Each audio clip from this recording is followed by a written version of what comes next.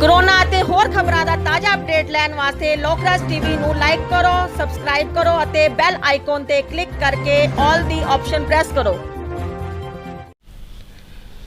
कोविड-19 corona जिसने कि महामारी का रूप इख्तियार कर लिया सी। कहर तो यदा अजे भी जारी है, पर जो हनेरी चुली सी उसने बहुत सारे लोगों को प्रभावित किया और आने वाली जनरेशनस भी उहदे नाल प्रभावित होने वाली हैं। अज इस बारे जिहड़ा टॉपिक डिस्कस करने वाले हैं वो टॉपिक लोगों वास्ते आम लोगों वास्ते बहुत अहमियत रखता है, क्योंकि कोविड का शिकार जिहड़ा व्यक्ति हो जाता है, शिकार होने तो बाद उसकी की कंडीशन रहिंदी है कि वो बिल्कुल ठीक ठाक हो जाता है, बिल्कुल तंदुरुस्त हो जाता है, या कोई होर बीमारियां तो नहीं उसनों घेर लेंदियां, और या फिर जे कोई कोविड का शिकार होया है तो उसनों की बाद दे विच प्रिकॉशनस लैने चाहिए हैं। आम लोगों ते इसका की असर पैंदा है और इस दे वास्ते किहड़ियां-किहड़ियां सेहत सहूलतां जिहड़ियां वो उपलब्ध हैं, वो कित्थे जा सकता है, किवें इस बारे जानकारी हासिल कर सकता है, तमाम इशूज़ जिहड़े हैं अज की गलबात विच है। और इस वेले मैं EMC हॉस्पिटल दे विच मौजूद हाँ। EMC हॉस्पिटल जिथे कि इस बारे एक छत थले पोस्ट कोविड केयर वास्ते एक छत थले एक बकायदा तौर पर एक विभाग एक केंद्र जिहड़ा शुरू किया गया है, जिस दे विच ये सारियां तमाम सहूलतां दित्तियां जाणगीआं। इस बारे गलबात करने लई मेरे नाल हैं doctor Pankaj Soni, critical care incharge हैं, सारे जानते हैं, बड़े ही नामवर डॉक्टर हैं। और इधर इस पासे मेरे वाल बैठे हैं डॉक्टर कृपाल सिंह सग्गू जिहड़े कि पल्मोनोलॉजिस्ट हैं, चैस्ट स्पैशलिस्ट हैं। इन्हां नाल गलबात करांगे, तमाम जानकारी हासिल करांगे, क्योंकि इन्हां ने जिहड़ा एक कोविड का कहर सी वो लागियों होकर वेख्या है, बहुत सारे पेशेंट्स नूं बहुत सारे मरीज़ों नूं ठीक करके तंदुरुस्त करके घर भेजा है और एक एक नब्ज़ पहचानते हैं। सब तो पहला डॉक्टर सोनी तुहानूं ये पूछना चाहूँगा कि जिहड़ा जनरल लोगों को पहलों ये जानकारी दे दिओ कि जिहड़ा तुसीं इत्थे एक केयर सेंटर जिहड़ा शुरू किया पोस्ट कोविड केयर, वो है कि बेसिकली कोविड के केसिस तो काफ़ी घट हो गए। ਉਹਦੇ ਨਾਲ ਇਹ हो गया कि ਜਿਹੜੇ पेशेंट्स कोविड हो चुका है और ट्रीट होके घर जा चुके ने तंदुरुस्त होके, वो मरीज़ ਜਿਹੜੇ ने ਹੁਣ वापस आ रहे ने, ਉਹਨਾਂ ਦੇ ਵਿੱਚ ਅਲੱਗ-ਅਲੱਗ टाइप ਦੇ सिम्पटम आ रहे। सब तो कॉमन सिम्पटम है कि उन्होंने शॉर्टनेस ऑफ ब्रैथ मतलब थोड़ा जिहा मरीज चलता है और उन्होंने साह चढ़ना शुरू हो जाता है। फटीक जिहड़ा कि बहुत ज़्यादा कॉमन सिम्पटम है, फटीक, शॉर्टनेस ऑफ ब्रैथ, कफ, ਇਹ ਜਿਹੜੇ सिम्पटम ने ये उन्होंने मरीजों के विच बहुत ज़्यादा कॉमन आने शुरू हो गए ने। नाल हार्ट दे विच पालपिटेशनस आनियाँ शुरू हो गई हैं, घबराहट होनी शुरू हो गई है, साइकैट्रिक प्रॉब्लम्स आनियाँ शुरू हो गई हैं। सो वो सारिया चीज़ों को देखते हुए जो असी देखा कि इन्हों एक स्पैशलिटी केटर नहीं कर सकती, सो इन्हों मल्टीपल स्पैशलिटीज़ की लोड़ है। सो वो जिहड़ियां मल्टीपल स्पैशलिटीज़ असी अंडर वन रूफ क्रिएट करने की कोशिश की है, जिहदे विच साडे कार्डियोलॉजिस्ट, साडे पल्मोनोलॉजिस्ट, साडे सैकैट्रिस्ट ते फिजियोथेरेपी डिपार्टमेंट ते न्यूरोलॉजी डिपार्टमेंट ये सारे मिल के उस पेशेंट की केयर करेंगे। सो पेशेंट जिहड़ा आएगा हुंदा की है कि जो पेशेंट आंदा है उदों उन्होंने जो दूजी स्पैशलिटी की लोड़ है उन्होंने फिर OPD फीस देनी पैंदी है। सो वी डिसाइडेड कि we will have one Covid clinic for all the specialities. So doctor साहब जिहड़ा कोविड का पेशेंट जिहड़ा तुहाडे कोल ठीक हो गया या किते होर ठीक हो गया, बाद दी उहदियां प्रॉब्लम हुंदियां, एक कि एक ट्रॉमा चो जिहड़ा गुजरिया हुंदा उहदे करके ये समस्यावां पैदा हुंदियां ने, या कि ट्रीटमेंट इस तरह का वा उहदे साइड इफेक्ट्स है या की है, थोड़ा इस चीज़ नूं स्पष्ट करो। देखो इस तरह है कि जिहड़ा ये वायरल वायरस है, ये वायरस दे अपने अलग अलग साइड इफेक्ट्स होए ने। सब तो पहला तुसीं कहा कि ट्रॉमा डेफिनेटली ਜਦੋਂ कोई बंदा 14 ਤੋਂ 17 दिन आइसोलेशन च रहिंदा है, it is a trauma to the family also. Trauma family दे नाल ਉਹਨੂੰ खुद एक अजीब तरह की पैरानॉइड हो जाता बंदा ਨੂੰ घबराहट च दिंदा है। देखो कोरोना के टाइम के उत्ते लोगों के जॉब लॉस भी होए ने, लोग डिप्रैशन च भी गए ने। 14-15 दिन जो कोई बंदा आइसोलेशन च रहिंदा है, वो अलग अलग टाइप के विचार, डिप्रैशन, ये सब इंक्रीज़ कर जाता है। यह तो हो गया एक साइकोलॉजिकल प्रॉब्लम जिहड़ियां कि बहुत ज़्यादा इंक्रीज़ कीतियां। उहदे नाल ईवन जिहड़ा कोरोना वायरस एज सच है ना, वो वायरस थ्रोम्बोजेनिक है। उहदे नाल जिहड़े मरीज पहले बॉर्डर लाइन डायबिटिक सीगे वो अज डायबिटिक हो गए ने, राइट। वो मतलब जिहड़ा उहदा मैडिकल मैकेनिज्म है वो ACE2 रिसैप्टर हुंदा है, जिहदे थ्रू कोरोना वायरस एंटर करता है और ग्लूकोज मैटाबॉलिज्म नूं चेंज कर दिंदा है। दूसरा आ गया हार्ट दी प्रॉब्लम्स। ਸਾਨੂੰ ਸਾਰਿਆਂ ਨੂੰ ਪਤਾ ਕਿ ਹਾਰਟ ਦੇ ਵਿੱਚ ਥ੍ਰੋਮਬਸ ਹੋ ਜਾਂਦਾ, ਨਾੜਾਂ ਬਲੌਕ ਹੋ ਜਾਂਦੀਆਂ, ਔਰ ਕਰੋਨਾ ਜਿਹੜਾ ਹੈ ਉਹ ਥ੍ਰੋਮਬੋਜੈਨਿਕ ਹੈ, ਆਪਣੇ ਆਪ 'ਚ ਹੀ ਥ੍ਰੋਮਬੋਜੈਨਿਕ ਹੈ। ਤੀਸਰੀ ਚੀਜ਼ ਹੈ ਲੰਗਸ ਦੀ ਪ੍ਰੋਬਲਮ ਦੇ ਵਿੱਚ ਕੀ ਹੁੰਦਾ ਹੈ ਕਿ ਪੇਸ਼ੈਂਟ ਦੇ ਜਿਹੜੇ ਫੇਫੜੇ ਨੇ ਉਹ ਸੁੱਕੜ ਜਾਂਦੇ ਨੇ ਔਰ ਫਾਈਬਰੋਸਿਸ ਹੋ ਜਾਂਦੀ ਹੈ, ਜਿਹਦੇ ਕਰਕੇ ਉਹ ਪੇਸ਼ੈਂਟ ਨੂੰ ਸਾਹ ਦੀ ਪ੍ਰੋਬਲਮ ਹੋ ਜਾਂਦੀ ਹੈ। ਸੋ ਉਸ ਤੋਂ ਬਾਅਦ ਆ ਗਿਆ ਦਿਮਾਗ ਦੇ ਵਿੱਚ ਕੀ ਹੁੰਦਾ ਹੈ, ਇਹਨਾਂ ਮਰੀਜ਼ਾਂ ਦੇ ਵਿੱਚ ਕਲੌਟ ਬਣ ਜਾਂਦਾ, ਦਿਮਾਗ ਦੇ ਵਿੱਚ ਸਟ੍ਰੋਕ ਦੇ ਚਾਂਸਸ ਵੱਧ ਜਾਂਦੇ ਨੇ। ਸੋ ਜਿਹੜਾ ਤੁਸੀਂ ਸਵਾਲ ਪੁੱਛਿਆ ਬਹੁਤ ਇੰਪੋਰਟੈਂਟ ਹੈ ਕਿ ਇਹ ਸਾਰੇ ਜਿਹੜੇ ਨੇ ਕਰੋਨਾ ਦੇ ਸਾਈਡ ਇਫੈਕਟ ਨੇ, ਜਿਹੜੀਆਂ ਦਵਾਈਆਂ ਦੇ ਸਾਈਡ ਇਫੈਕਟ ਨੇ, ਉਹ ਤੇ ਦੇਖੋ ਥੋੜ੍ਹੇ ਬਹੁਤੇ ਸਟੀਰੋਇਡਸ ਦੇ ਕਰਕੇ ਡਾਇਬਟੀਜ਼ ਦਾ ਇਨਸੀਡੈਂਸ ਜ਼ਰੂਰ ਇੰਕਰੀਜ਼ ਹੋਏਗਾ, ਜਿਹੜੇ ਬਾਰਡਰਲਾਈਨ ਸੀਗੇ, ਬਾਕੀ ਕੋਈ ਇਹੋ ਜਿਹੀ ਦਵਾਈ ਯੂਜ਼ ਨਹੀਂ ਹੁੰਦੀ ਜਿਹਦੇ ਕਰਕੇ ਲੌਂਗ ਟਰਮ ਇਫੈਕਟ ਹੋਵੇ। This is because of virus. ਬਿਲਕੁਲ। ਅਸੀਂ ਗੱਲ ਕਰ ਰਹੇ ਸੀ doctor Pankaj Soni, doctor Kirpal Singh ji. Doctor ਸਾਹਿਬ, ਇੱਕ ਇਹਨਾਂ ਨੇ ਬੜੀ ਅਹਿਮ ਗੱਲ ਕੀਤੀ, ਕਿਉਂਕਿ ਟਰੋਮਾ ਦਾ ਇੱਕ ਪਾਸੇ ਹੈ, ਦੂਸਰੇ ਪਾਸੇ ਇਹਨਾਂ ਨੇ ਕਿਹਾ ਕਿ ਜਿਹੜੀ ਬਲੋਕੇਜ ਹੋ ਜਾਂਦੀ ਆ, ਔਰ ਖ਼ਾਸ ਤੌਰ 'ਤੇ ਜੇ ਲੰਗਸ ਦੀ ਗੱਲ ਕੀਤੀ ਜਾਵੇ, ਉਹ ਮਤਲਬ ਕਰੋਨਾ ਦਾ ਇੱਕ ਸਭ ਤੋਂ ਵੱਡਾ ਜਿਹੜਾ ਸਿੰਪਟਮਸ ਇਹੀ ਹੈ ਕਿ ਲੰਗਸ ਦੇ ਵਿੱਚ ਜਿਹੜੀ ਹੈ ਬਲੋਕੇਜ ਵਗੈਰਾ ਹੋ ਜਾਂਦੀ ਹੈ। ਜਦੋਂ ਕੋਵਿਡ-19 ਪੇਸ਼ੈਂਟ ਠੀਕ ਹੋ ਗਿਆ, ਕੀ ਉਹ ਦੁਬਾਰਾ ਉਹੀ ਸਿੰਪਟਮਸ ਦੁਬਾਰਾ ਆ ਸਕਦੇ ਨੇ ਉਹਨੂੰ, ਜਾਂ ਦੁਬਾਰਾ ਇਹ ਚੀਜ਼ ਜਿਹੜੀ ਆ ਉਹ ਰਿਪੀਟ ਹੋ ਸਕਦੀ ਹੈ?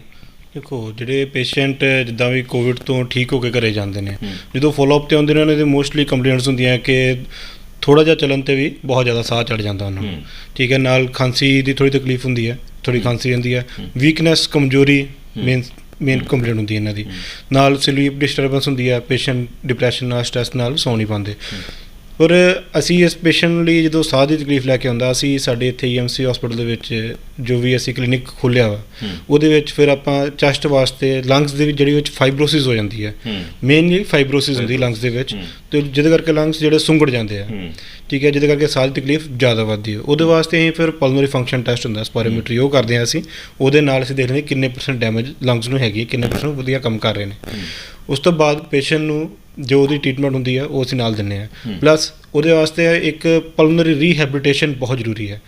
ਸਾਡੇ ਇੱਥੇ ਡਿਪਾਰਟਮੈਂਟ ਹੈਗਾ, ਡਿਪਾਰਟਮੈਂਟ ਆਫ ਫਿਜ਼ੀਓਥੈਰੇਪੀ, ਉਹਦੇ ਵਿੱਚ ਸਾਰੀ ਐਕਸਰਸਾਈਜ਼ ਅਸੀਂ ਕਰਾਉਂਦੇ ਹਾਂ, ਪੇਸ਼ੈਂਟ ਨੂੰ ਦੱਸਦੇ ਹਾਂ ਕਿੱਦਾਂ ਐਕਸਰਸਾਈਜ਼ ਕਰਨੀ ਹੈ, ਕਿੱਦਾਂ ਲੰਗਸ ਨੂੰ ਹੈਲਦੀ ਰੱਖਣਾ। ਆਮ ਸ਼ਬਦਾਂ 'ਚ ਇਹਨੂੰ ਕਿਵੇਂ ਤੁਸੀਂ ਐਕਸਪਲੇਨ ਕਰੋਗੇ, ਪਲਮਨਰੀ ਜਿਹੜੀ ਐਕਸਰਸਾਈਜ਼? ਰੀਹੈਬਿਲਿਟੇਸ਼ਨ ਉਹਦੇ 'ਚ ਲੰਗਸ ਦੀ ਐਕਸਰਸਾਈਜ਼ ਕਰਾਉਂਦੇ ਹਾਂ ਅਸੀਂ, ਜਿੱਦਾਂ ਲਿੰਬ ਦੀ, ਲੱਤਾਂ ਦੀ, ਬਾਹਾਂ ਦੀ ਐਕਸਰਸਾਈਜ਼ ਹੁੰਦੀ ਹੈ, ਇੱਦਾਂ ਲੰਗਸ ਦੀ ਹੁੰਦੀ ਹੈ, ਉਹ ਸਭ ਬਰੀਥਿੰਗ ਐਕਸਰਸਾਈਜ਼ ਹੁੰਦੀਆਂ, ਉਹ ਦੱਸਦੇ ਹਾਂ ਅਸੀਂ ਕਿੱਦਾਂ ਕਰਨੀ ਹੈ, ਕਿੰਨਾ ਟਾਈਮ ਕਰਨੀ ਹੈ, ਤਾਂ ਕਿ ਜੋ ਲੰਗਸ ਹੈ ਉਹਦੀ ਮਸਲ ਟੋਨ ਆ ਉਹ ਥੋੜ੍ਹੀ ਸਟਰੋਂਗ ਹੋਏ। ਡਾਕਟਰ ਸਾਹਿਬ, ਮੇਰਾ ਇੱਕ ਸਵਾਲ ਹੈ ਜੀ ਕਿ ਕੋਵਿਡ-19 ਪੇਸ਼ੈਂਟ ਤੁਸੀਂ ਠੀਕ ਕਰਕੇ ਘਰ ਭੇਜਤਾ, ਕਿਤੇ ਇਹ ਤਾਂ ਨਹੀਂ ਹੁੰਦਾ ਤੁਸੀਂ ਜਾਨ ਤੇ ਉਹਦੀ ਬਚਾਤੀ ਪਰ ਉਹ ਹਮੇਸ਼ਾ ਵਾਸਤੇ ਬਿਮਾਰ ਹੋ ਗਿਆ? ਦੇਖੋ, ਕੁਝ ਸਾਰੇ ਮਰੀਜ਼ਾਂ ਦੇ ਵਿੱਚ ਇਹ ਪ੍ਰੋਬਲਮ ਨਹੀਂ ਆ ਰਹੀ ਜੀ, ਠੀਕ ਹੈ। ਕੁਝ ਏਜ ਗਰੁੱਪ ਬੜੇ ਇੰਪੋਰਟੈਂਟ ਨੇ, ਜਿਹੜੇ ਲਾਈਕ ਵੈਸੇ ਤਾਂ ਹਰ ਏਜ ਗਰੁੱਪ 'ਚ ਆ ਰਹੀ ਹੈ, ਕੁਝ ਏਜ ਗਰੁੱਪ ਜਿਹੜੇ ਕਿ 올ਡਰ ਏਜ ਗਰੁੱਪ ਹੈ ਜਾਂ ਕੋਮੋਰਬਿਡ ਕੰਡੀਸ਼ਨਸ ਜਿਨ੍ਹਾਂ ਨੂੰ ਜ਼ਿਆਦਾ ਸੀਗੀਆਂ, ਉਹ ਠੀਕ ਹੋ ਕੇ ਗਏ ਨੇ। ਉਹ ਏਜ ਗਰੁੱਪ ਦੇ ਵਿੱਚ there are more problems as compare to ਉਹਦੇ। ਬਟ ਤੁਸੀਂ ਜੇ ਇਹ ਕਹੋ ਕਿ ਕਿੰਨੇ ਪਰਸੈਂਟੇਜ, ਤੋਂ ਇਟਸ ਅਰਾਊਂਡ 15 to 20% ਪੇਸ਼ੈਂਟ ਜਿਹੜੇ ਜਿਨ੍ਹਾਂ ਨੂੰ ਕੋਵਿਡ ਹੋਇਆ ਉਹਨਾਂ ਦੇ ਵਿੱਚ ਇਹ ਪ੍ਰੋਬਲਮਸ ਆ ਰਹੀਆਂ। ਸਾਈਕੈਟ੍ਰਿਕ ਪ੍ਰੋਬਲਮ ਜਿਹੜੀਆਂ ਥੋੜ੍ਹੀਆਂ ਰਿਲੇਟਿਵਲੀ ਮੋਰ ਆ ਰਹੀਆਂ ਬਿਕੋਜ਼ ਆਫ ਮਲਟੀਪਲ ਰੀਜ਼ਨ, ਜਿਹੜੀਆਂ ਮੈਂ ਤੁਹਾਨੂੰ ਆਲਰੇਡੀ ਦੱਸਿਆ। ਰੈਸਪੀਰੇਟਰੀ ਡਾਕਟਰ ਸਾਹਿਬ ਨੇ ਤੁਹਾਨੂੰ ਸਾਰਾ ਐਕਸਪਲੇਨ ਕਰ ਦਿੱਤਾ। ਸੋ ਬੇਸਿਕਲੀ ਜਿਹੜਾ ਕੋਵਿਡ ਹੈ ਉਹ ਸਾਡੇ ਨਾਲ ਇੱਥੇ ਸਟੇ ਕਰ ਰਿਹਾ। ਸੋ ਹਜੇ ਵੀ ਕੋਵਿਡ ਖਤਮ ਨਹੀਂ ਹੋਇਆ।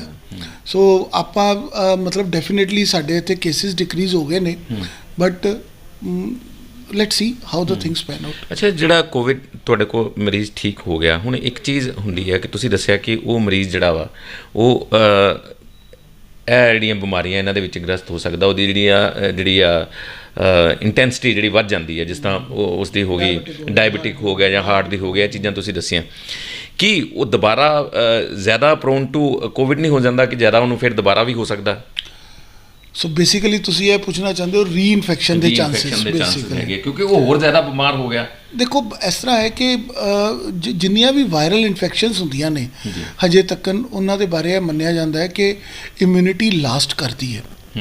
ਐਂਟੀਬਾਡੀਜ਼ ਬਣ ਰਹੀਆਂ ਨੇ, ਬਟ ਐਂਟੀਬਾਡੀਜ਼ ਸਾਰੇ ਮਰੀਜ਼ਾਂ ਦੇ ਵਿੱਚ ਨਹੀਂ ਬਣ ਰਹੀਆਂ ਨੇ। ਸੋ ਕੁਝ ਪਰਸੈਂਟੇਜ ਆਫ ਪੇਸ਼ੈਂਟਸ ਹੈ ਜਿਨ੍ਹਾਂ ਦੇ ਵਿੱਚ ਟੀ ਸੈੱਲ ਇਮਿਊਨਿਟੀ ਬਣ ਰਹੀ ਹੈ, ਸੋ ਐਂਟੀਬਾਡੀਜ਼ ਨਹੀਂ ਬਣ ਰਹੀਆਂ ਨੇ। ਬਟ ਰੀਇਨਫੈਕਸ਼ਨ ਦਾ ਐਜ਼ ਪਰ WHO ਹਜੇ ਤੱਕ ਦੀ ਜੋ ਸਾਡੇ ਕੋਲ ਲਿਟਰੇਚਰ ਹੈ ਉਹਦੇ ਮੁਤਾਬਿਕ there is no percentage, but there are case reports. So case report ਦਾ ਮਤਲਬ ਇਹ ਹੁੰਦਾ ਹੈ ਕਿ ਵਿਰਲੇ ਕੇਸਿਸ ਨੇ ਜਿਨ੍ਹਾਂ ਦੇ ਵਿੱਚ ਰੀਇਨਫੈਕਸ਼ਨ ਹੋ ਰਹੀ ਹੈ। ਇਹ ਰੀਇਨਫੈਕਸ਼ਨ ਨਹੀਂ ਹੈ, ਜਿਹੜਾ ਪੋਸਟ ਕੋਵਿਡ ਸਿੰਡਰੋਮ ਹੈ। पोस्ट कोविड सिंड्रोम है, this is called long post Covid syndrome, lethargic post Covid syndrome, जिहदे च पेशेंट थक्या रहिंदा है, ये रहिंदा है। रीइनफेक्शन एक अलग इशू है जिहदे विच हजे तक्कन according to WHO reinfection is only case reports, कि कुछ एक पेशेंट ने जिन्हां दे विच पहले RT-PCR पॉजिटिव आया, फिर नेगेटिव हो गया, फिर 3 महीने बाद पॉजिटिव हो गया।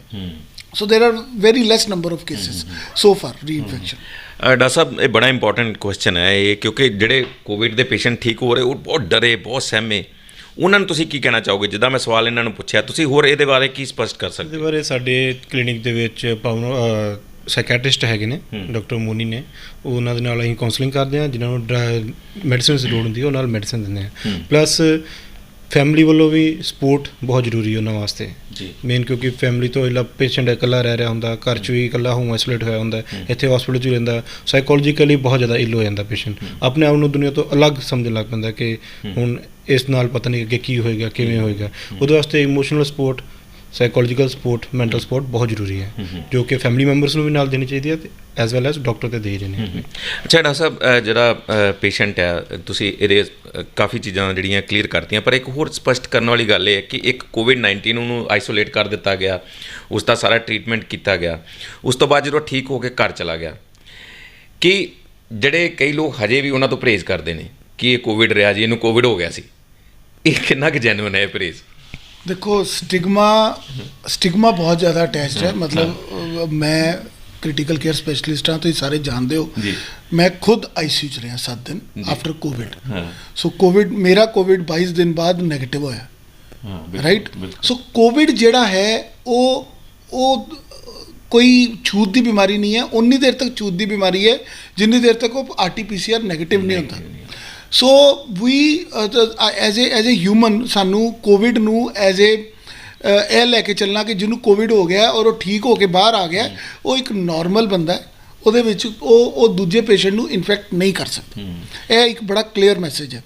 ਬਿਲਕੁਲ, ਮੈਂ ਦਰਅਸਲ ਸਵਾਲ ਉਹ ਕਰ ਰਿਹਾ ਜਿਹੜੇ ਆਮ ਜਨਤਾ ਦੇ ਦਿਮਾਗ 'ਚ ਹੁੰਦੇ ਨੇ ਸਵਾਲ, ਕਿ ਆਮ ਜਨਤਾ ਸੋਚਦੀ ਹੈ ਕਿ ਆਹ ਚੀਜ਼ਾਂ ਜਿਹੜੀਆਂ ਸਾਨੂੰ ਕਲੀਅਰ ਹੋਣੀਆਂ ਚਾਹੀਦੀਆਂ, ਪਰ ਉਸ ਦੇ ਨਾਲ ਨਾਲ ਹੁਣ ਜਿਹੜਾ ਤੁਹਾਡੀ ਗੱਲ ਕਰੀਏ, ਜਿਹੜਾ ਤੁਸੀਂ ਜਿਹੜੀ ਜਿਸ ਵਾਸਤੇ ਅਸੀਂ ਬੈਠੇ ਹਾਂ ਕਿ ਤੁਸੀਂ ਇੱਕ ਕੇਅਰ ਜਿਹੜੇ ਪੋਸਟ ਕੋਵਿਡ ਕੇਅਰ ਜਿਹੜੀ ਉਹ ਸ਼ੁਰੂ ਕੀਤੀ ਹੈ, ਹੁਣ ਤੁਹਾਡੇ ਕੋਲ ਇੱਕ ਕੋਵਿਡ ਵਾਲਾ ਪੇਸ਼ੈਂਟ ਰਿਹਾ ਵਾ ਔਰ ਹਾਰਟ ਦੀ ਪ੍ਰੋਬਲਮ ਲੈ ਕੇ ਆਇਆ, ਉਸ ਨੂੰ ਤੁਸੀਂ ਪਹਿਲੋਂ ਇਸ ਕੇਅਰ ਦੇ ਵਿੱਚ ਲੈ ਕੇ ਆਉਂਦੇ ਜਾਂ ਉਹਦੇ ਹਾਰਟ ਦੀ, ਕਿਉਂਕਿ ਤੁਸੀਂ ਸਪੈਸ਼ਲਿਸਟ ਹੋ ਇੱਕ, ਉਸ ਨੂੰ ਕਿਸ ਢੰਗ ਨਾਲ ਵੇਖਦੇ ਹੋ ਕਿ ਉਹਨੂੰ ਇੱਕ ਇਮੀਡੀਏਟਲੀ ਕੋਈ ਲੋੜ ਆ, ਕੋਈ ਇੱਕ ਤਰ੍ਹਾਂ ਦੀ ਕੋਈ ਆਪਰੇਸ਼ਨ ਦੀ ਲੋੜ ਹੈ, ਜਾਂ ਕਿ ਉਸ ਚੀਜ਼ ਨੂੰ ਕਿਸ ਤਰ੍ਹਾਂ ਤੁਸੀਂ ਇਵੈਲੂਏਟ ਕਰਦੇ ਹੋ? ਦੇਖੋ, ਤੁਸੀਂ ਜੋ ਪੁੱਛਣਾ ਚਾਹ ਰਹੇ ਹੋ ਮੇਰੇ ਮੁਤਾबिक ਹੈ ਕਿ ਜੇ ਉਹ कोविड एरिया च रहेगा कि पोस्ट कोविड एरिया च रहेगा या नॉन कोविड एरिया च रहेगा। देखो इशू है कि जेड़ा पेशेंट ऑलरेडी एक बार RT-PCR नेगेटिव हो गया है और उन्होंने सिम्पटम आ रहे हैं, दैट इज़ नॉट बिकॉज कि वो पेशेंट नूं दोबारा इन्फेक्शन हो गई है। यह चीज़ आप सानूं समझनी बहुत जरूरी है।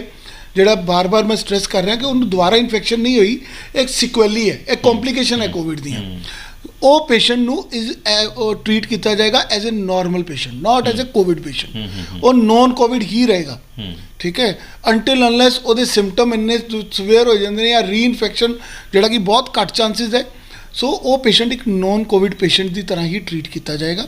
ਔਰ ਜੇ ਉਹਨੂੰ ਕਾਰਡਿਕ ਪ੍ਰੋਬਲਮ ਆ ਰਹੀ ਹੈ, ਉਹਨੂੰ ਕਾਰਡਿਕ ਮੈਨੇਜਮੈਂਟ ਦਿੱਤੀ ਜਾਏਗੀ। ਬਿਕੋਜ਼ ਸਾਡੇ ਕੋਲ ਪੇਸ਼ੈਂਟ ਆਏ ਸਟ੍ਰੋਕ ਦੇ ਨਾਲ ਵੀ ਆਏ ਨੇ, ਰਾਈਟ। ਸਾਡੇ ਕੋਲ ਪੇਸ਼ੈਂਟ, ਔਰ ਅੱਗੇ ਜਾ ਕੇ ਸਰਦੀਆਂ ਸ਼ੁਰੂ ਹੋ ਰਹੀਆਂ ਨੇ, ਅੱਗੇ ਜਾ ਕੇ ਸਰਦੀਆਂ ਦੇ ਵਿੱਚ ਡੈਫੀਨੇਟਲੀ ਥ੍ਰੋਮਬੋਜੈਨਿਕ ਪੋਟੈਂਸ਼ੀਅਲ ਹੋਰ ਇੰਕਰੀਜ਼ ਕਰ ਜਾਂਦਾ। ਸੋ ਕਾਰਡਿਕ ਪ੍ਰੋਬਲਮਸ ਔਰ ਨਿਊਰੋ ਦੀਆਂ ਪ੍ਰੋਬਲਮਸ ਅੱਗੇ ਜਾ ਕੇ ਵਧਣ ਦੇ ਚਾਂਸਸ ਬਹੁਤ ਜ਼ਿਆਦਾ। ਅੱਛਾ ਡਾਕਟਰ ਸਾਹਿਬ, ਇੱਕ ਆਮ ਜਨਤਾ ਨੂੰ ਅਸੀਂ ਇਹ ਦੱਸਣਾ ਚਾਹੁੰਦੇ ਹਾਂ ਕਿ ਜੇ ਕੋਈ ਜਿਸ ਤਰ੍ਹਾਂ ਡਾਕਟਰ ਸਾਹਿਬ ਨੇ ਦੱਸਿਆ ਕਿ ਉਸਦੀ ਜਿਹੜੀ ਫੈਮਿਲੀ ਦੀ ਸਪੋਰਟ ਬਹੁਤ ਜ਼ਰੂਰੀ ਹੈ। ਆਮ ਜਿਹੜੇ ਪੇਸ਼ੈਂਟ ਜਿਹੜੇ ਠੀਕ ਹੋ ਕੇ ਗਏ ਨੇ ਉਹਦੇ ਵਿੱਚ ਦੋ ਤਰ੍ਹਾਂ ਦੇ, ਕਿਉਂਕਿ ਉਹਦੇ ਵਿੱਚ ਵੀ ਅਲੱਗ-ਅਲੱਗ ਤਰ੍ਹਾਂ ਦੀ ਕੈਟੇਗਰੀਜ਼ ਨੇ, ਜਿਹੜੇ ਕਿ ਇੱਕਦਮ ਠੀਕ ਵੀ ਹੋ ਜਾਂਦੇ ਨੇ, ਜਿਨ੍ਹਾਂ ਨੂੰ ਬਹੁਤ ਸਮਾਂ ਵੀ ਲੱਗ ਜਾਂਦਾ ਹਸਪੀਟਲ ਦੇ ਵਿੱਚ, ਕਈ ਇੰਨੇ ਕੁ ਜ਼ਿਆਦਾ ਕਿ ਮਤਲਬ ਵੈਂਟੀਲੇਟਰ ਤੱਕ ਪਹੁੰਚਦੇ ਨੇ। ਉਹਨਾਂ 'ਚ ਤੁਸੀਂ ਕਿਵੇਂ ਮਤਲਬ ਉਹਨਾਂ ਨੂੰ ਐਕਸਪਲੇਨ ਕਰੋਗੇ ਕਿ ਉਹ ਫੈਮਿਲੀ ਦੇ ਵਿੱਚ ਉਹਨਾਂ ਨੂੰ ਕਿਵੇਂ ਰਹਿਣਾ ਚਾਹੀਦੀਆਂ, ਕੀ ਪ੍ਰੀਕਾਸ਼ਨਸ ਜਿਹੜੀਆਂ ਲੈਣੀਆਂ ਚਾਹੀਦੀਆਂ ਵਾ, ਇਹਦੇ ਬਾਰੇ ਥੋੜ੍ਹਾ ਜਿਹਾ ਦਰਸ਼ਕਾਂ ਨੂੰ ਦੱਸੋ। ਸੋ ਬੇਸਿਕਲੀ ਦੇਖੋ, ਜਦੋਂ ਅਸੀਂ ਲਾਈਕ 3 ਕੈਟਾਗਰੀਜ਼ ਹੈ, mild, moderate and swear category. Mild category ਜਿਹੜੇ ਜਿਨ੍ਹਾਂ ਦੇ ਬਹੁਤ ਘੱਟ ਸਿੰਪਟਮ ਆਏ ਸੀਗੇ, ਠੀਕ ਹੈ, ਜੇ ਉਹ ਪੇਸ਼ੈਂਟ ਹੁਣ ਬਿਲਕੁਲ ਹੈਲਦੀ ਹੈ, ਉਹਨੂੰ ਕੋਈ ਪ੍ਰੋਬਲਮ ਨਹੀਂ ਹੈ, ਤੇ he should live a normal life. Moderate again in the same category. Problem ਉਦੋਂ ਆਉਂਦੀ ਹੈ ਜਦੋਂ ਇਹ ਪੇਸ਼ੈਂਟਸ ਨੂੰ ਲੌਂਗ ਕੋਵਿਡ ਸਿੰਪਟਮ ਆਉਣੇ ਸ਼ੁਰੂ ਹੋ ਜਾਂਦੇ ਨੇ। ਸਿੰਪਟਮ ਕਿਸ ਤਰ੍ਹਾਂ ਆਉਂਦੇ ਨੇ ਕਿ ਪੇਸ਼ੈਂਟ, ਇਹਦੇ 'ਚ ਬੜਾ ਪਿਕੂਲਰ ਸਿੰਪਟਮ ਹੈ ਕਿ ਪੇਸ਼ੈਂਟ ਕਹਿੰਦਾ ਜੀ ਮੈਂ ਥੋੜ੍ਹਾ ਜਿਹਾ ਚੱਲਿਆ ਤੇ ਮੈਨੂੰ ਥਕਾਵਟ ਹੋ ਜਾਂਦੀ ਹੈ, ਮੈਂ 2 ਘੰਟੇ ਕੰਮ ਕਰਦਾ ਤੇ ਮੈਨੂੰ ਬਹਿਣਾ ਪੈਂਦਾ, ਰਾਈਟ। ਜਿਹੜਾ ਬੰਦਾ ਪਹਿਲੇ 8 ਤੋਂ 10 ਘੰਟੇ ਆਰਾਮ ਨਾਲ ਕੰਮ ਕਰ ਲੈਂਦਾ ਸੀ, ਉਹ ਬੰਦਾ ਅੱਜ 2 ਤੋਂ 3 ਘੰਟੇ ਕੰਮ ਕਰਨ ਤੋਂ ਬਾਅਦ ਕਹਿੰਦਾ ਕਿ ਮੇਰੇ ਸਰੀਰ 'ਚ ਜਾਨ ਨਹੀਂ ਹੈ, ਪੰਜਾਬੀ 'ਚ ਪ੍ਰੋਪਰ, ਕਿ ਮੇਰੇ ਸਰੀਰ 'ਚ ਜਾਨ ਨਹੀਂ ਹੈ। ਸੋ ਇਹ ਤੁਹਾਡੇ ਸਿਕੁਐਲੀਜ਼ ਹੈ, ਇਹ ਤੁਹਾਡੇ ਸਿੰਪਟਮਸ ਹੈ ਕਿ ਤੁਸੀਂ ਲੌਂਗ ਕੋਵਿਡ ਸਿੰਡਰਮ ਦੇ ਵਿੱਚ ਐਂਟਰ ਕਰ ਗਏ ਹੋ। This is called lethargic symptom also.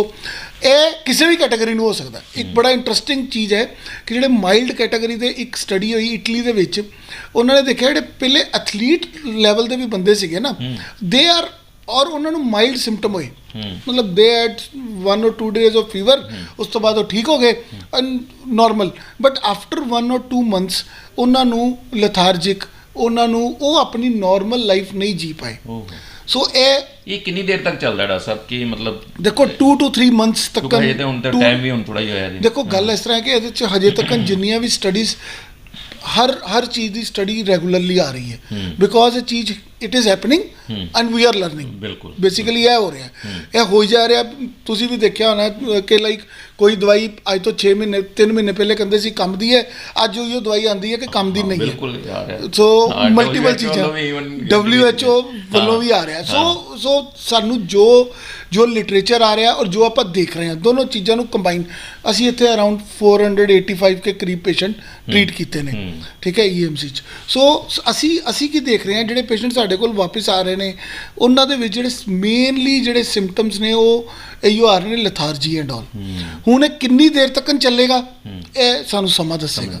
ਪਰ ਸਾਡੇ, ਤੁਸੀਂ ਨਾਲ ਬੈਠੇ ਹੋ ਇਸ ਵੇਲੇ, ਤੁਸੀਂ ਖੁਦ ਕੋਵਿਡ ਦੇ ਸ਼ਿਕਾਰ ਰਹੇ ਹੋ, ਤੁਸੀਂ ਆਪਣੇ ਪਰਸਨਲ ਦੱਸੋ, ਤੁਹਾਡਾ ਪਰਸਨਲ ਐਕਸਪੀਰੀਅੰਸ ਕੀ ਰਿਹਾ ਇਸ ਗੱਲ ਨੂੰ ਲੈ ਕੇ, ਲੈਥਾਰਜੀ ਨੂੰ ਲੈ ਕੇ, ਥੱਕ ਜਾਣਾ, ਥੋੜਾ ਜਿਹਾ ਚੱਲਣਾ, ਇਹ ਕਿਉਂਕਿ ਦਰਸ਼ਕ ਜ਼ਿਆਦਾ ਸਮਝ ਪਾਣਗੇ ਕਿ ਇਹ ਵਾਕਈ। ਮੈਂ ਬਿਲਕੁਲ ਐਗਰੀ ਕਰਦਾ। ਬੇਸਿਕਲੀ ਇਹ ਕਨਸੈਪਟ ਆਪਾਂ ਸ਼ੁਰੂ ਹੀ ਉਦੋਂ ਕੀਤਾ ਜਦੋਂ ਮੈਨੂੰ ਖੁਦ ਨੂੰ ਲੱਗਾ, ਮੈਂ ਜਦੋਂ 22 ਦਿਨ ਬਾਅਦ ਠੀਕ ਹੋ ਗਿਆ, ਉਸ ਤੋਂ ਬਾਅਦ ਮੈਂ ਫਿਰ ਸ਼ੁਰੂ ਕੀਤਾ ਆਪਣਾ ਕੰਮ। ਉਸ ਤੋਂ ਬਾਅਦ ਮੈਂ ਹਫਤਾ ਰੈਸਟ ਕੀਤੀ।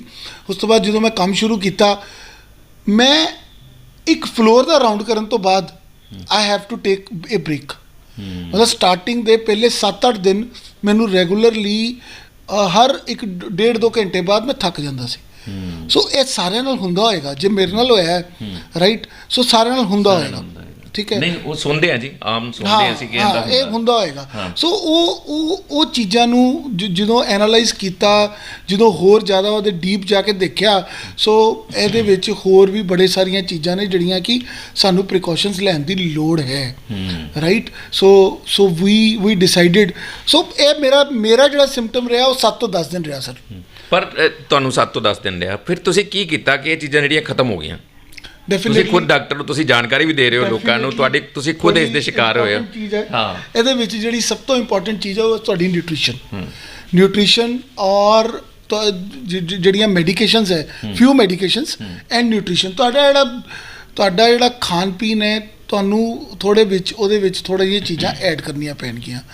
ਸਾਡੇ ਜਿਹੜੀ ਇੱਥੇ ਔਰ ਫਿਜ਼ੀਓਥੈਰੇਪੀ, ਮਤਲਬ ਲੱਤਾਂ, ਪੰਜਾਬੀ 'ਚ ਕਹਿੰਦੇ ਨਾ ਲੱਤਾਂ ਖੁੱਸਦੀਆਂ ਪਈਆਂ, ਪ੍ਰੋਪਰ ਉਹ ਚੀਜ਼ਾਂ ਹੁੰਦੀਆਂ ਕਿ ਤੁਸੀਂ ਇੱਕ ਫਲੋਰ ਦਾ ਰਾਊਂਡ ਕੀਤਾ ਤੇ ਤੁਹਾਡੀਆਂ ਲੱਤਾਂ ਖੁੱਸਣੀਆਂ ਸ਼ੁਰੂ ਹੋ ਗਈਆਂ। ਸੋ ਉਹ ਚੀਜ਼ਾਂ ਨੇ। ਸੋ ਨਿਊਟ੍ਰੀਸ਼ਨ, ਪ੍ਰੋਪਰ ਸਾਈਕੈਟ੍ਰਿਕ ਹੈਲਪ, ਕਿਉਂਕਿ ਮੈਨੂੰ ਵੀ ਲੱਗਣ ਲੱਗ ਪਿਆ ਕਿ ਪਤਾ ਨਹੀਂ, ਇੱਕ ਟਾਈਮ ਦੇਖੋ ਮੈਂ ਖੁਦ ਰਿਹਾ ਆਈਸੋਲੇਸ਼ਨ ਦੇ ਵਿੱਚ, ਇੱਕ ਟਾਈਮ ਤੇ ਇਮੋਸ਼ਨਲੀ ਵੀਕ ਇੰਨਾ ਕੁ ਮੈਂ ਵੀ ਹੋ ਗਿਆ, ਮੈਨੂੰ ਲੱਗਾ ਪਤਾ ਨਹੀਂ ਮੈਂ ਬਚਣਾ ਕਿ ਨਹੀਂ ਬਚਣਾ। ਬਟ ਡੈਫੀਨੇਟਲੀ ਇਹ ਪ੍ਰੋਬਲਮ ਇਹੋ ਜਿਹੀ ਹੈ, ਆਈਸੋਲੇਸ਼ਨ, ਮਲਟੀਪਲ ਪ੍ਰੋਬਲਮਸ, ਬੋਡੀ ਏਕ, ਹੈਡ ਏਕ, ਪੋਸਟ ਕੋਵਿਡ ਨੈਗੇਟਿਵ ਹੋਣ ਤੋਂ ਬਾਅਦ ਵੀ ਇਹ ਸਾਰੇ ਸਿੰਪਟਮ। ਸੋ ਡੈਫੀਨੇਟਲੀ ਮੇਰੇ ਜਿਹੜੇ ਸਿੰਪਟਮ ਸੀਗੇ ਪੋਸਟ ਕੋਵਿਡ, ਉਹ 7 ਤੋਂ 10 ਦਿਨ ਰਹੇ। ਹੁਣ ਮੈਂ ਤੁਹਾਡੇ ਸਾਹਮਣੇ ਬੈਠਾ, ਹੁਣ ਮੈਂ ਬੋਲ ਵੀ ਰਿਹਾ ਤੇ ਕੋਈ ਬ੍ਰੈਥਲੈਸਨੈਸ ਤੁਹਾਨੂੰ ਫੀਲ ਨਹੀਂ ਹੋ ਰਹੀ, ਪਰ ਅੱਜ ਤੋਂ 7 ਦਿਨ ਪਹਿਲੇ ਮੈਂ ਜਦੋਂ ਜ਼ਿਆਦਾ ਦੇਰ ਬੋਲਦਾ ਸੀਗਾ ਤਾਂ ਮੈਨੂੰ ਖੁਦ ਲੱਗਣਾ ਸ਼ੁਰੂ ਹੋ ਜਾਂਦਾ ਸੀ ਕਿ ਨਹੀਂ, ਮੈਨੂੰ ਸਾਹ ਚੜ ਰਿਹਾ। ਉਹ ਬਾਕੀ ਮਰੀਜ਼ਾਂ ਨੂੰ ਵੀ ਲੱਗੇਗਾ। ਹੁਣ ਜਿਹੜੇ ਮਰੀਜ਼ ਲੌਂਗ ਕੋਵਿਡ 'ਚ ਐਂਟਰ ਕਰ ਜਾਂਦੇ ਨੇ, ਉਹਨਾਂ ਦੇ ਵਿੱਚ ਇਹ ਚੀਜ਼ ਮਹੀਨੇ 1.5 ਮਹੀਨੇ ਤੱਕ ਰਹਿ ਰਹੀ ਹੈ। ਦੇਖੋ, ਮੈਂ ਆਪਣੇ ਦਰਸ਼ਕਾਂ ਨੂੰ ਦੱਸਣਾ ਚਾਹੂੰਗਾ ਕਿ ਕਿੰਨੀ ਇੰਪੋਰਟੈਂਟ ਗੱਲ ਹੈ ਕਿ ਇਸ ਵੇਲੇ ਜਿਹੜੇ ਡਾਕਟਰ ਸਾਹਿਬ ਜਿਹੜੇ ਆਪਣਾ ਐਕਸਪਰਟ ਓਪੀਨੀਅਨ ਦੇ ਰਹੇ ਨੇ ਇਸ ਦੇ ਬਾਰੇ, ਪੋਸਟ ਕੋਵਿਡ ਕੇਅਰ ਬਾਰੇ ਜਾਣਕਾਰੀ ਦੇ ਰਹੇ ਨੇ ਔਰ ਖੁਦ ਇਹ ਕਰੋਨਾ ਦੇ ਸ਼ਿਕਾਰ ਹੋਏ ਸਨ ਔਰ ਖੁਦ ਇੱਕ ਸਾਡੇ ਕੋਲ ਕੇਸ ਸਟੱਡੀ ਵੀ ਹੈ, ਐਕਸਪਰਟ ਓਪੀਨੀਅਨ ਵੀ ਹੈ, ਦੋਵੇਂ ਚੀਜ਼ਾਂ ਜਿਹੜੀਆਂ ਤੁਹਾਨੂੰ ਨਾਲ ਦੀ ਨਾਲ ਪਤਾ ਲੱਗ ਰਹੀਆਂ ਨੇ। ਔਰ ਹੁਣ ਜਿਹੜੇ ਅੱਜ ਕੱਲ੍ਹ ਦੇ ਜੇ ਮੌਸਮ ਦੀ ਗੱਲ ਕਰੀਏ, ਕਿਉਂਕਿ ਹੁਣ ਜਿੱਦਾਂ ਪਹਿਲਾਂ ਡਾਕਟਰ ਸਾਹਿਬ ਨੇ ਕਿਹਾ ਕਿ ਸਰਦੀ ਵੱਧ ਰਹੀ ਆ ਅਤੇ ਉਹਦੇ ਨਾਲ ਸਮੱਸਿਆਵਾਂ ਹੋਰ ਵੱਧ ਸਕਦੀਆਂ ਹਨ।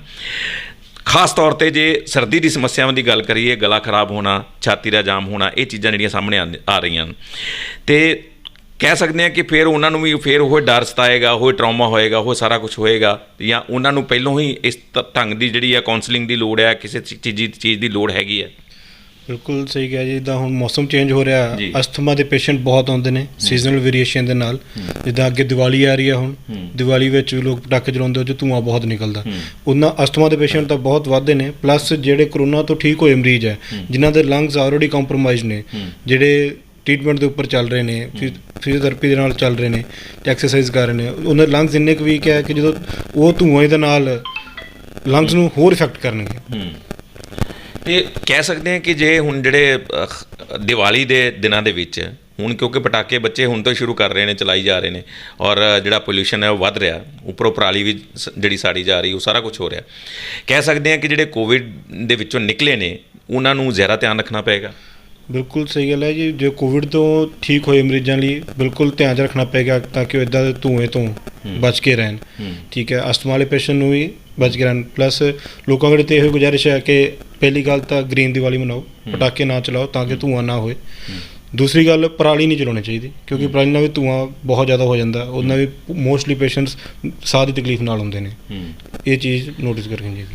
ਬਿਲਕੁਲ ਜੀ, ਪਰਾਲੀ ਸਾੜਨ ਦਾ ਆਪਣੇ ਆਪ 'ਚ ਇੱਕ ਬੜਾ ਵੱਡਾ ਵੱਖਰਾ ਇਸ਼ੂ ਹੈ, ਪਰ ਇਸ ਵੇਲੇ ਸਿਰਫ ਅਸੀਂ ਕੰਸਰਨਡ ਹਾਂ ਉਹਨਾਂ ਮਰੀਜ਼ਾਂ ਨਾਲ ਜਿਹੜੇ ਕਿ ਕੋਵਿਡ ਦੇ ਵਿੱਚੋਂ ਨਿਕਲ ਚੁੱਕੇ ਨੇ, ਉਸ ਟਰੋਮਾ ਦੇ ਵਿੱਚੋਂ ਨਿਕਲ ਚੁੱਕੇ ਨੇ। ਪਰ ਕੁਝ ਪਰਸੈਂਟੇਜ ਲੋਕ ਅਜਿਹੇ ਹਨ ਜਿਹੜੇ ਖਾਸ ਤੌਰ 'ਤੇ ਉਮਰਦਰਾਜ਼ ਹਨ ਜਾਂ ਜਿਨ੍ਹਾਂ ਨੂੰ ਬਿਮਾਰੀਆਂ ਹਨ, ਉਹਨਾਂ ਵਾਸਤੇ ਬੜੀ ਵੱਡੀ ਮੁਸ਼ਕਿਲ ਖੜੀ ਹੋ ਜਾਂਦੀ ਹੈ। ਔਰ ਉਹਨਾਂ ਵਾਸਤੇ ਜਿਹੜੀ ਪੋਸਟ ਕੋਵਿਡ ਕੇਅਰ ਕਿੰਨੀ ਜ਼ਰੂਰੀ ਹੈ, ਤੁਹਾਨੂੰ ਇਹ ਸਾਰੀਆਂ ਗੱਲਾਂ ਹੁਣ ਸਮਝ ਆ ਗਈ ਹੋਏਗੀ ਕਿ ਉਹ ਬਹੁਤ ਜ਼ਿਆਦਾ ਜ਼ਰੂਰੀ ਹੈ। ਔਰ ਕਿਉਂਕਿ ਤੁਹਾਨੂੰ ਆਪਾਂ ਜਿਹੜਾ ਐਕਸਪਰਟ ਓਪੀਨੀਅਨ ਵੀ ਇਸ ਬਾਰੇ ਦਿੱਤਾ ਔਰ ਜਿਹੜਾ ਕੇਸ ਸਟੱਡੀ ਉਹ ਵੀ ਤੁਹਾਨੂੰ ਨਾਲ ਦੀ ਨਾਲ ਪਤਾ ਲੱਗ ਗਿਆ ਕਿ ਕਿਵੇਂ ਇਸ ਚੀਜ਼ ਨੂੰ ਜਿਹੜਾ ਹੈ ਉਹ ਇਸ ਨੂੰ ਪੂਰੀ ਇਹਦੀ ਕੇਅਰ ਇੱਕ ਛੱਤ ਥੱਲੇ ਹੋਣੀ ਬਹੁਤ ਜ਼ਰੂਰੀ ਹੈ। ਔਰ ਇਹ ਚੀਜ਼ ਜਿਹੜੀ ਹੈ EMC ਹਸਪਤਾਲ ਵੱਲੋਂ ਸ਼ੁਰੂ ਕੀਤੀ ਗਈ ਹੈ, ਹੋਰਨਾਂ ਥਾਵਾਂ 'ਤੇ ਵੀ ਸ਼ੁਰੂ ਕੀਤੀ ਗਈ ਹੋਏਗੀ। ਪਰ ਇਹ ਹੈ ਕਿ ਜੇ ਇੱਕ ਥਾਂ 'ਤੇ ਤੁਹਾਨੂੰ ਇਹ ਸਾਰੀਆਂ ਸਹੂਲਤਾਂ ਮਿਲਦੀਆਂ ਹਨ ਤਾਂ ਜਿਹੜੇ ਕੋਵਿਡ ਦੇ ਸ਼ਿਕਾਰ ਹਨ ਉਹਨਾਂ ਨੂੰ ਇਹ ਚੀਜ਼ਾਂ ਇੱਕ ਵਾਰੀ ਫੇਰ ਜ਼ਰੂਰ ਇਸ ਦੇ ਵਿੱਚੋਂ ਗੋ ਥਰੂ ਹੋਣਾ ਚਾਹੀਦਾ ਹੈ ਅਤੇ ਬਿਲਕੁਲ ਆਪਣਾ ਜਿਹੜਾ ਚੈੱਕਅਪ ਜ਼ਰੂਰ ਕਰਵਾਉਂਦੇ ਰਹਿਣਾ ਚਾਹੀਦਾ ਹੈ ਤਾਂ ਕਿ ਇਸ ਚੀਜ਼ ਤੋਂ ਹਮੇਸ਼ਾ ਵਾਸਤੇ ਛੁਟਕਾਰਾ ਪਾਇਆ ਜਾ ਸਕੇ ਔਰ ਇਸ ਚੀਜ਼ ਨੂੰ ਯਕੀਨੀ ਬਣਾਇਆ ਜਾ ਸਕੇ ਕਿ ਉਹ ਹੋਰ ਬਿਮਾਰੀਆਂ ਦੇ ਸ਼ਿਕਾਰ ਨਾ ਹੋਣ।